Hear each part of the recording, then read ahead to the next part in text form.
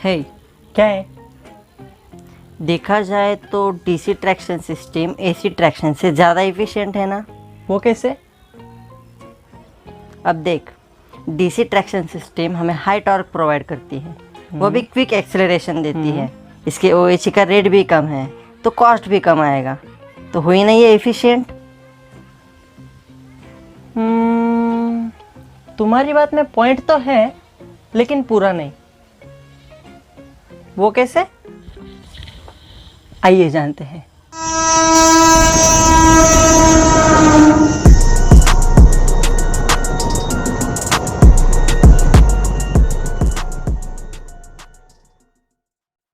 तो जैसे कि हम बात कर रहे हैं एसी और डीसी ट्रैक्शन के इंडियन रेलवेज में यूज होने के बारे में, तो ये तो हम जानते ही है कि पहले इंडियन रेलवेज डीसी ट्रैक्शन का यूज करती थी, पर आज के वक्त सारी जगहों पर एसी ट्रैक्शन का यूज किया जाता है। आखिर क्यों? रेलवेज ने डीसी को स्विच करके एसी ट्रैक्शन में क्यों लाया? एसी ट्रैक्शन का आखिर यूज करने में उन्होंने कौन से पॉइंट्स को कंसिडर किया, आइए जानते हैं। सबसे पहले बात करें डीसी ट्रैक्शन की, तो डीसी ट्रैक्शन अलग अलग रेंज में यूज किया जाता था।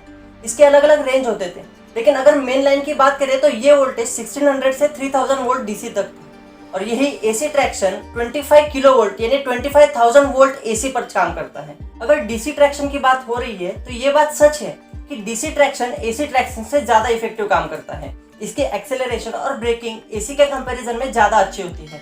डीसी की डायनामिक ब्रेकिंग एसी से ज्यादा इफेक्टिव होती है, और फिर भी इसे ही क्यों यूज किया जाता है?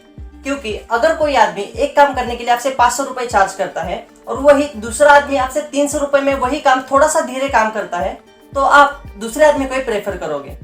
इसका मतलब डीसी ट्रांसमिशन लाइन में अगर ट्रांसमिशन डिस्टेंस जरूरत से ज्यादा बढ़ गया तो वायर में हीट बढ़ने लगती है, और अगर ये हीट जरूरत से ज्यादा बढ़ गई तो सिस्टम फेलियर होने के चांसेस ज्यादा होते हैं। इसे अवॉइड करने के लिए हमें जगह जगह पर डीसी पावर स्टेशन बनाने पड़ते हैं, जिसमें बहुत ज्यादा खर्चा आता है। और एक बात, डीसी वोल्टेज को जरूरत के हिसाब से कम ज्यादा करने के लिए हमें बहुत कॉम्प्लेक्स सर्किटरी की जरूरत पड़ती है। वही एसी में हम ट्रांसफार्मर का यूज करके आसानी से वोल्टेज को स्टेप अप या स्टेप डाउन कर सकते हैं।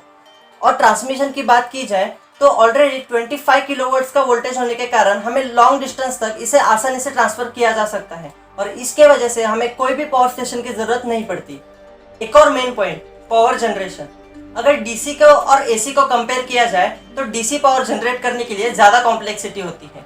अगर पूरे देश को देखा जाए तो इंडस्ट्रियल और डोमेस्टिक यूज के लिए एसी ट्रांसमिशन सिस्टम का ही यूज होता है, तो सिर्फ रेलवेज के लिए डीसी पावर जनरेट करना इकोनॉमिकल नहीं है।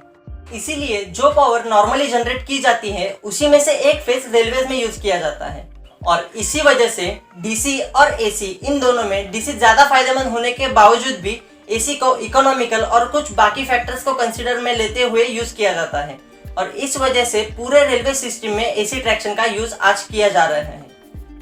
तो उम्मीद करता हूँ ये जानकारी आपको समझ आई होगी। अगर वीडियो पसंद आई हो तो लाइक एंड शेयर जरूर कर देना, और हाँ, इस रेल सफर में मेरे साथ जुड़ने के लिए चैनल को सब्सक्राइब करके घंटी बजाना मत भूलना।